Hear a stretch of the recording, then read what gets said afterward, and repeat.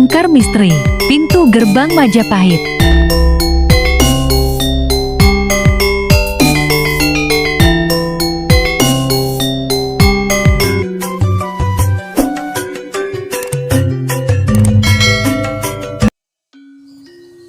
Selamat tahun sahabatku, Cahaya Dharma dimanapun berada, sehat selalu, tada selalu namastu, selalu dimudahkan rezeki para sahabat, so pasti selalu setia stay di channel Cahaya Dharma.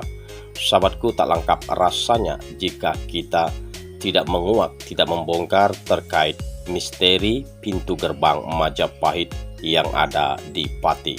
Yuk bersama kita simak terkait pintu gerbang Majapahit. Sahabatku dimanapun berada, terkait peninggalan kerajaan Majapahit bisa banyak kita temukan di Trowulan Mojokerto. Tapi yang perlu kita ketahui di sini ada pintu gerbang Majapahit di Pati, Jawa Tengah. Bagaimana ceritanya? Ya, pintu gerbang ini sampai ada di tempat ini. Sahabatku, berbagai peninggalan kerajaan Majapahit memang sangat menarik untuk dibahas. Salah satunya adalah gerbang Majapahit yang ada di Pati, Jawa Tengah. Apakah gerbang ini benaran ada sejak zaman kerajaan dulu? Yuk kita simak alur ceritanya, tidak usah berlama-lama. Dan jangan lupa siapkan kopi break agar sahabat dapat meresapi terkait peninggalan-peninggalan bersejarah. Sahabatku Cadharma yang budiman, pintu gerbang Majapahit atau dikenal dengan Gapura Majapahit ini bisa sahabat temukan di Dukuh Rendole, Desa Muktiharjo, Kecamatan Margorejo, Pati. Lokasinya tidak sampai 6 km ke arah barat laut dari pusat kota Pati. Yang menarik sahabat, gerbang Majapahit yang diletakkan di dalam ruangan kaca berada di tengah permukiman warga dengan pagar pembatas yang mengelilinginya. Pada bagian luar pagar terdapat tulisan Gapura Majapahit dilindungi Undang-Undang RI Nomor 11 Tahun 2010 tentang cagar budaya. Sahabatku, nggak jauh dari tulisan Gapura Majapahit, sahabat akan menemukan keterangan terkait pintu bersejarah ini. Keberadaan pintu ini nggak lepas dari cerita Raden Bambang Kebo Nyabrang, putra Sunan Muria yang nggak diakui ayahnya karena sejak kecil diasuh kakeknya.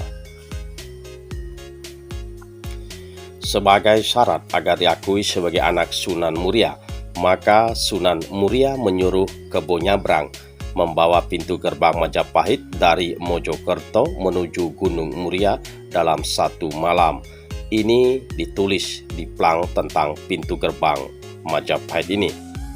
Sahabatku, nggak hanya Kebo Nyabrang, Raden Ronggo juga punya kepentingan terhadap pintu gerbang ini. Gerbang Majapahit menjadi syarat bagi murid dari Sunan Ngerang untuk memperistri Roro Pujiwat, putri dari sang guru. Malang bagi Raden Ronggo, pintu gerbang sudah raib dibawa Kebo Nyabrang ke Gunung Muria saat dirinya tiba di tempat pintu semula, yakni Trowulan Mojokerto. Akhirnya dia pun mengejar, begitu ketemu Raden Ronggo meminta pintu itu untuk diboyong ke Padepokan Sunan Ngerang, tapi ditolak. Akhirnya pertikaian pun terjadi sahabat. Di tengah duel, Sunan Muria datang melerai. Dia memerintahkan keduanya untuk berhenti. Podo lerenense, kluron pado bandole, kata pemuka agama bernama asli Umar Said tersebut, yang segera membuat Raden Ronggo dan Kebo Nyabrang berhenti. Tempat pertikaian tersebut terjadi kemudian diberi nama Dukuh Rendole, akronim dari Sak Kloron pada Bandole. Selanjutnya Kebo Nyabrang diakui sebagai putra Sunan Muria dan diberi tanggung jawab menjaga pintu gerbang Majapahit. Sahabatku, banyak yang bertanya terkait benarkah dari Trowulan? Ini tanda tanya sahabat.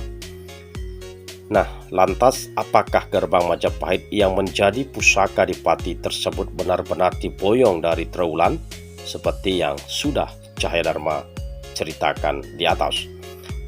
Di sini anggota tim ahli cagar budaya Pati atas nama Ragil Haryo pernah mengecek kebenarannya.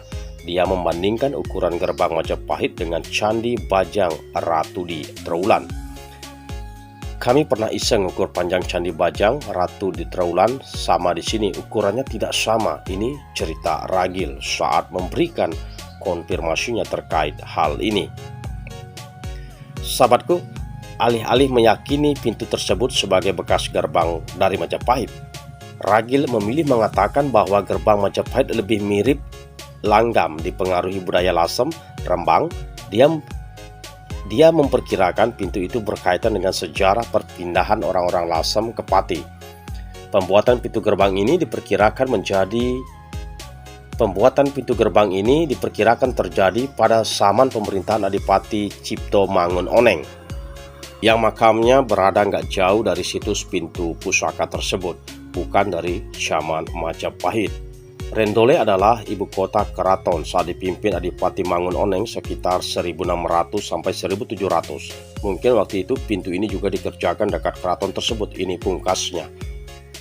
Nah, ini masih menjadi misteri terkait gerbang Majapahit di Pati ini, jadi makin bikin kita semua penasaran.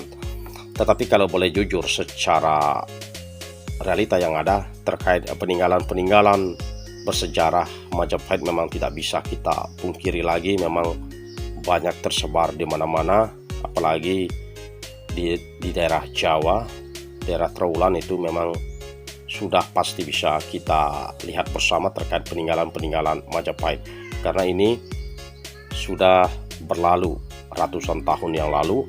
Bahkan banyak juga peninggalan-peninggalan memang yang sudah tidak bisa diidentifikasi terkait peninggalannya. Tetapi di sini yang perlu kita syukuri Tadas Tuwegana Mas itu adalah anak cucu masih bisa melihat dan menguak terkait kebenaran-kebenaran peninggalan Majapahit.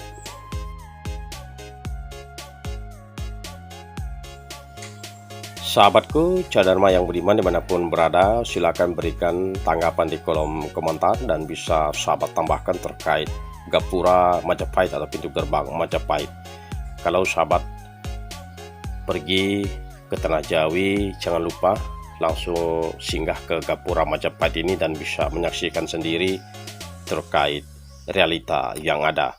Sahabatku, terima kasih yang aturkan atas atensi para sahabat dimanapun berada. Tetaplah pada jalur sana tanah Dharma. Salam Cahaya Dharma.